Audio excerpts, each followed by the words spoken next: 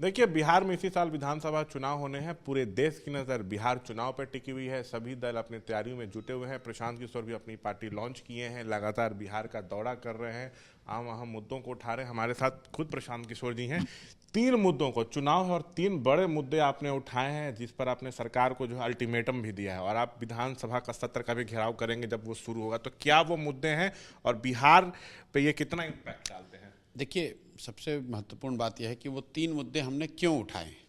3 वो मुद्दे उठाए गए हैं जिसको लेकर पिछले 5, 7, 8 वर्षों में बिहार की राजनीति जिसके इर्द गिर्द चली है, जिसको लेकर राजनीतिक सारी चर्चाएं रही हैं, जिन विषयों को लेकर समाज के बड़े वर्ग को प्रभावित करने का राजनीतिक दलों ने, नेताओं ने प्रयास किया है। वो 3 मुद्दे हैं: जातीय जनगणना, दलित महादलित को जो भूमिहीनों को भूमि देने की बात रही है, और तीसरी बात ये जो भूमि सर्वे चल रहा है। अब आप पहला इसमें मुद्दा ले लीजिए, जातीय जनगणना। जैसा आप पत्रकार होने के नाते जानते हैं, पिछले 4-5 वर्षों से जातीय जनगणना को लेकर जितना वाद विवाद बिहार में हुआ, पक्ष में विपक्ष में, नेताओं ने ऐसा बताया कि जातीय जनगणना जो लोग कराना चाहते हैं वो बहुत बड़े सामाजिक न्याय के पुरोधा हैं, गरीबों के, वंचितों के मसीहा बनने का उन्होंने दावा किया। कुछ लोग विरोध में खड़े हुए। तब भी मेरा ये बयान था कि भाई इस तरह के जनगणना सर्वे को होने दीजिए, होने से कोई नुकसान नहीं है। ज़रूरत इस बात की है कि जो जनगणना से, सर्वे से बात जानकारी निकल कर आए, उस पर सरकार कार्रवाई करे। अब 2 बरस पहले 2 अक्टूबर 2023 को जातीय जनगणना का रिपोर्ट आया। 7 नवंबर 2023 को ये विधानसभा के पटल पर रखा गया। जातीय जनगणना में जो हुए करीब 18 महीने हुए। सरकार ने और जिन लोगों ने उसको कराया, उन्होंने 3-4 बड़े वादे किए। तो पहली बात जातीय जनगणना में तो निकल कर ये आया कि जो 30 साल से सामाजिक न्याय के नाम पर राजनीति कर रहे हैं, वोट ले रहे हैं, उन समाज के लोगों का आज कोई भला नहीं हुआ है। क्योंकि जातीय जनगणना के रिपोर्ट में दिखा कि SC और EBC, दलित और अति पिछड़ा समाज के 5% से कम बच्चे ही 12वीं क्लास पास कर रहे हैं, और जो गरीबी बदहाली के जो आंकड़े हो तो सामने हैं। अब इन लोगों की संवेदनहीनता देखिए। आपने जातीय जनगणना कराया, पिछले 2 बरस में आपने दलित और अति पिछड़ा समाज के बच्चों की पढ़ाई को सुधारने के लिए क्या प्रयास किया, क्या योजना बनाई? कुछ नहीं किया।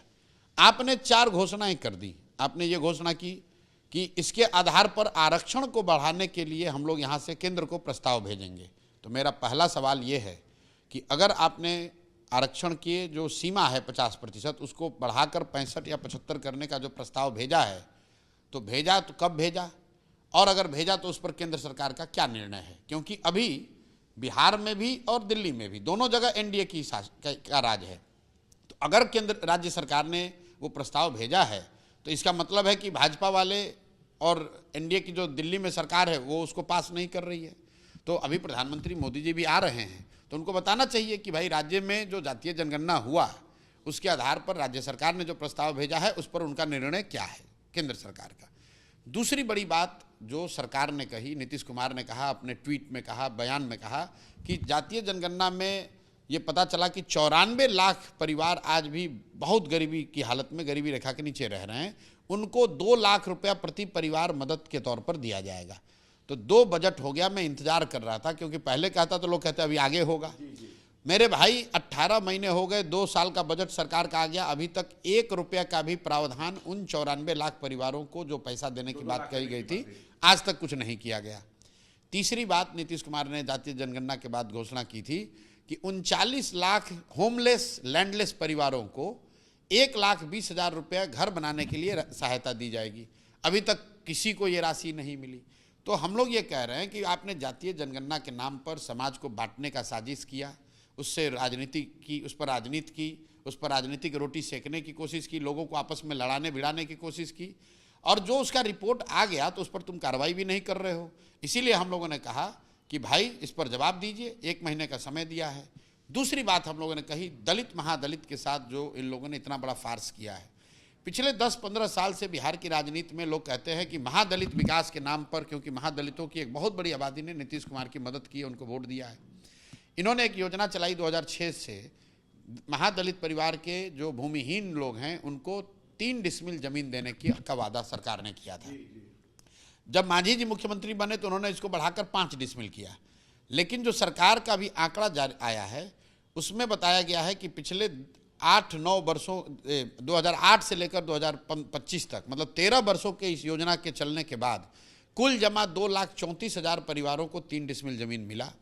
और सबसे मजे की बात सुनिए कि टोटल 50 लाख परिवारों को 3 डिसमिल जमीन मिलना चाहिए था, मिला सिर्फ 2,34,000 को। और केंद्र सरकार के प्लानिंग कमीशन की कमेटी बता रही है कि जो 2,34,000 लोगों को जमीन मिलने की सरकार बात कर रही है, उसमें 1,20,000 करीब लोग ऐसे हैं जिनको सिर्फ कागज पर जमीन दिया गया है, जिनको जमीन मिला ही नहीं है, सिर्फ कागज पर मिला है, पोजीशन नहीं मिला है। तो दूसरा हम लोग सवाल ये पूछ रहे हैं कि महादलित और दलित को बांट कर उनके वोट्स पर कुर्सी पर बैठे हो, तो बताओ कि ये 3 डिसमिल जमीन क्यों नहीं दिया? क्योंकि कानून जब जो योजना थी उसमें यह कहा गया था कि सरकारी ज़मीन उपलब्ध है तो वो दी जाएगी, नहीं होगा तो सरकार को खरीद कर ये ज़मीन देनी थी। आज 15-17 साल हो गए, आज इस पर कुछ नहीं हुआ। तीसरी बात जो हम लोगों ने कही वो है भूमि सर्वेक्षण की।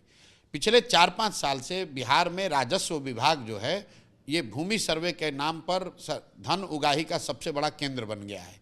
आप लोग खुद पत्रकार हैं, चाहे ज़मीन के दाखिल खारिज का मामला हो, रसीद कटाने का मामला हो, जमाबंदी का मामला हो या वंशावली बनाने का मामला हो, सैकड़ों करोड़ रुपए की वसूली हो रही है।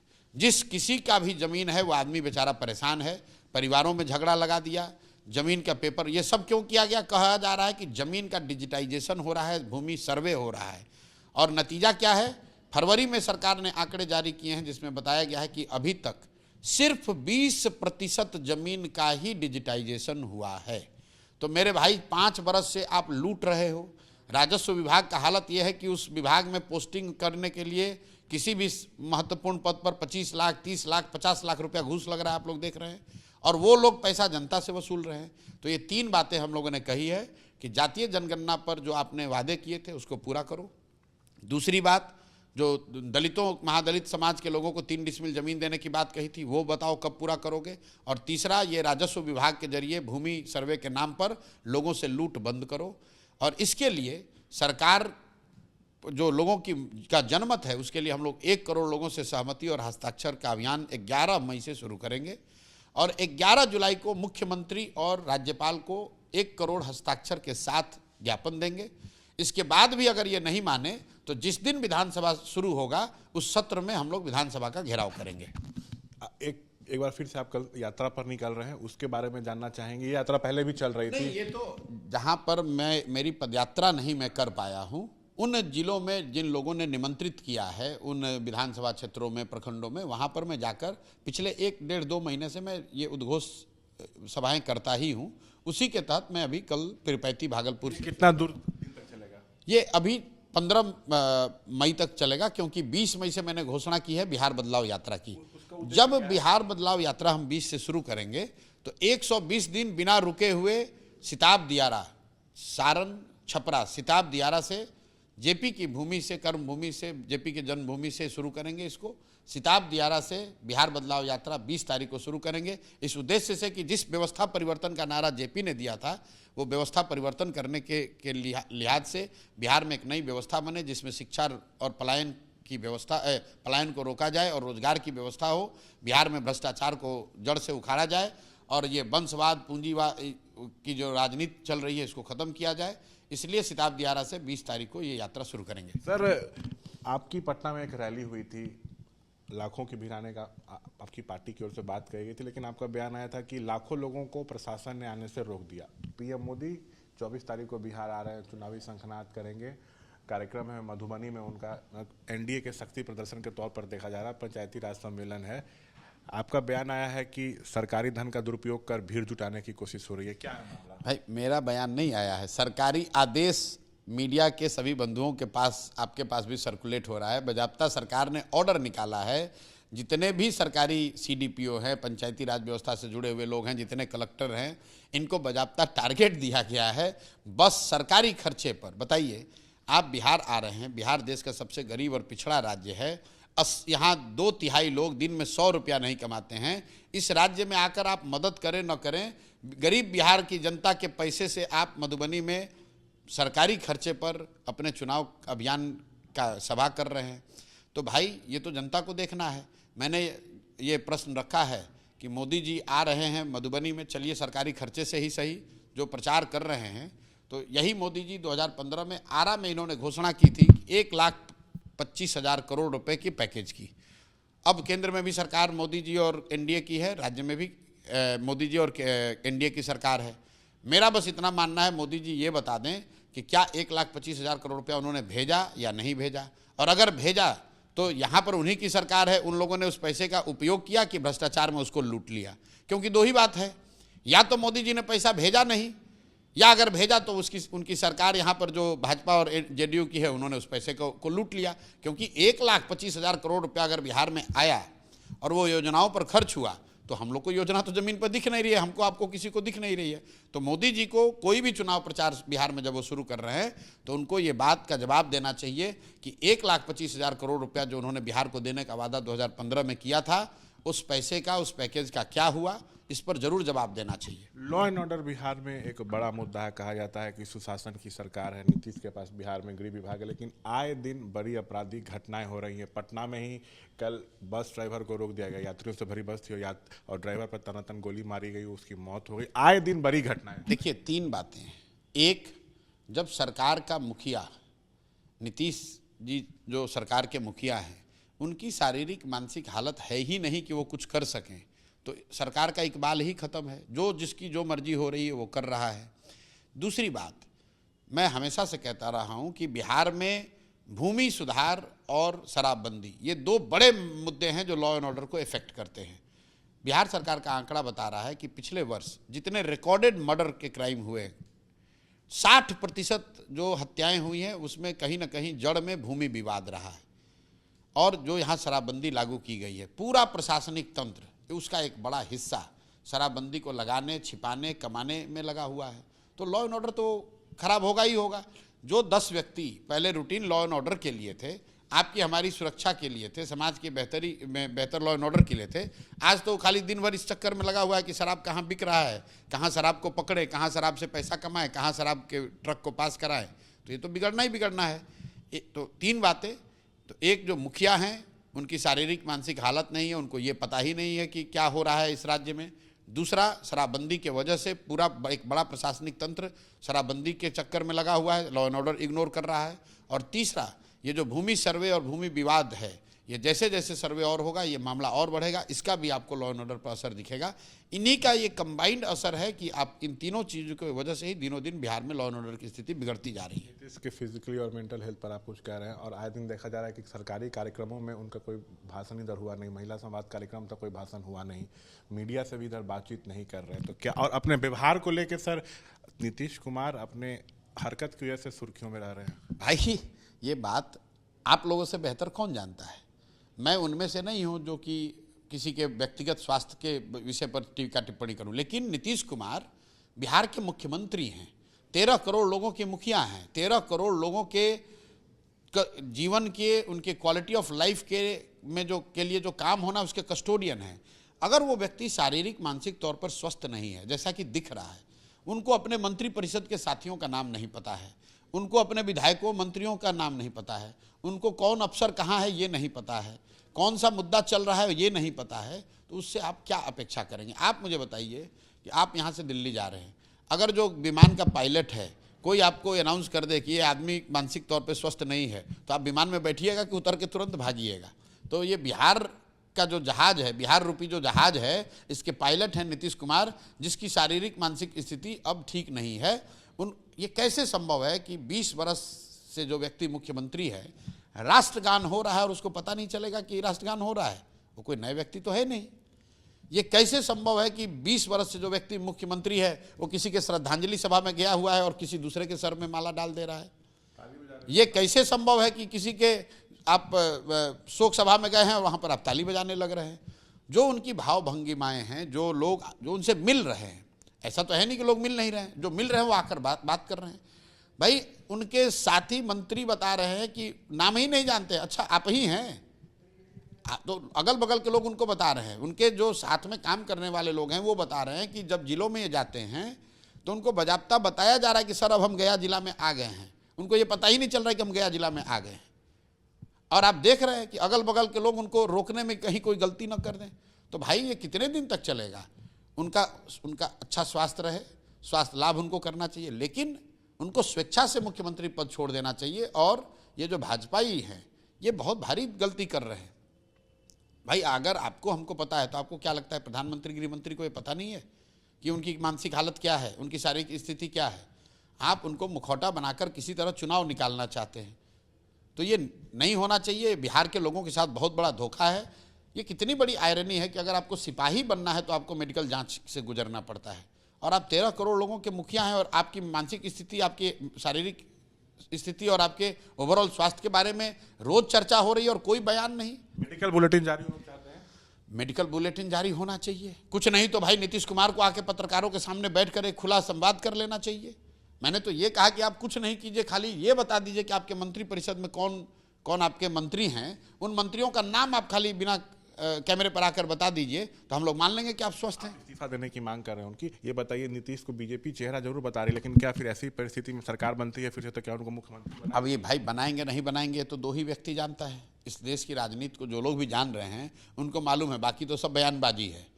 कौन मुख्यमंत्री बनेगा अगर एनडीए की वैसी स्थिति बनती है? पहली बात तो ये जीतने वाले नहीं है। जो बिहार की दुर्दशा है उसके बाद एनडीए के जीतने का तो कोई सवाल ही नहीं पैदा होता है। लेकिन अगर एनडीए में कौन मुख्यमंत्री बनेगा इसकी जानकारी तो सिर्फ दो ही व्यक्ति को है, वो मोदी जी हैं और अमित शाह हैं। तीसरा कोई व्यक्ति अगर इस पर बयानबाजी कर रहा है तो अपना बेवकूफ़ी या अपना इग्नोरेंस दिखा रहा है। एक तरफ एनडीए है, एक तरफ महागठबंधन है, एक तरफ आप हैं। तो आपकी बात हो गई, एनडीए की बात हो गई। तेजस्वी को आरजेडी सीएम कैंडिडेट बताती है, लेकिन कांग्रेस तैयार नहीं है। वहाँ भाई इस बात में भी कोई दम नहीं है। बिहार में आरजेडी लेड अलायंस है और उसके मुखिया लालू जी हैं और उनका लड़का तेजस्वी यादव है। अगर कोई ये बता रहा है कि कांग्रेस क्या कहेगी या लेफ्ट वाले लोग क्या कहेंगे, बिहार की राजनीति को समझने वाला हर व्यक्ति जानता है कि बिहार में ये कांग्रेस और लेफ्ट राजद के पिछलग्गू दल हैं, बन के रहेंगे भाई पिछले 30 साल से। किसी को मानना होगा। अरे भाई मानना होगा। आपको क्या लगता है किसका हिम्मत है कांग्रेस में जाकर लालू जी से कह दे कि लालू जी तेजस्वी नहीं कोई दूसरा बनेगा? ये तो ध्रुव सत्य है। जो पार्टी कांग्रेस 30 वर्ष से लालू जी का झंडा ढो रही है, आज वो उनके लड़के तेजस्वी का झंडा ढो रहे हैं। ये लोग लालू जी को डिक्टेट करेंगे, और जब तक लालू जी की ताकत है, राजद मुख्य दल है, उसमें लालू जी के परिवार को छोड़कर कोई दूसरा चेहरा हो जाएगा, ये कभी कोई सोच भी सकता है क्या? एक आखिरी सवाल चिराग, ये जो सारी बातें चल रही हैं बस इसलिए चल रही है कि राजद वाले 30-40 सीट देना चाहते हैं, और कांग्रेसी सोच रहे हैं कि भाई 2-4-5 सीट जो ही हम बढ़ा ले। 70 मिला था पिछला बार। भाई पिछली बार मिल रहा था वो अलग है, पिछली बार मिल गया था, उनका छीका फूट गया था। लेकिन ये सारी कवायद बिहार के सुधारने, बिहार की व्यवस्था सुधारने के लिए नहीं है, बिहार में कुछ बेहतर हो उसके लिए नहीं है। इसके लिए है कि लालू जी 25-30 सीट कहीं ना दे दें, उसमें 5 सीट ज़्यादा दिया जाए, इसलिए ये हाथ पांव मार रहे हैं। किसी ने मेरे से पूछा कन्हैया कुमार के बारे में, मैं भैया बहुत अच्छे आदमी हैं, लेकिन अच्छे व्यक्ति कांग्रेस में, उस कांग्रेस में जो कि तेजस्वी का झोला ढो रही है, उसमें रहकर कुछ नहीं कर सकते हैं। अगर आप तेजस्वी का झोला ढो रहे हैं, जिस पार्टी के राज में बिहार में जंगल राज रहा, जिस पार्टी ने बिहार को गर्त में पहुंचाया, उसके नेतृत्व में, उसके पीछे चलकर आप कैसे बिहार को सुधार सकते हैं? एक आखिरी सवाल, चिराग पासवान एनडीए में अहम सहयोगी दल है, केंद्र सरकार में मंत्री हैं, लेकिन पार्टी की तरफ से बयान आ रहा है कि वो बिहार विधानसभा चुनाव लड़ सकते हैं, बड़ी भूमिका बिहार में हो सकती है। और चिराग ने भी कहा कुछ दिन पहले कि बिहार में मेरी रुचि है। चिराग को कैसे देखते हैं आप सर? वो बहुत अच्छी बात है। पहली बात कि कुछ लोग बता रहे हैं कि चिराग बिहार की राजनीति में आ रहे हैं, तो मैं तो ये जानता हूँ कि चिराग बिहार की राजनीति ही करते हैं, बिहार से ही राजनीति करते हैं। यहाँ के सांसद हैं, यहाँ से मंत्री हैं, उनका दल जो है वो मुख्यतः बिहार का ही दल है। तो अगर बिहार की बात कही जाए तो चिराग जी की राजनीति तो बिहार से ही है। अगर वो वापस आ रहे हैं, वापस आने का मतलब मेरे नज़रिए से ये होगा कि वो केंद्र में मंत्री परिषद का पद छोड़कर आकर अगर बिहार की राजनीति करते हैं, तब वो बात सीरियसली लेने वाली है।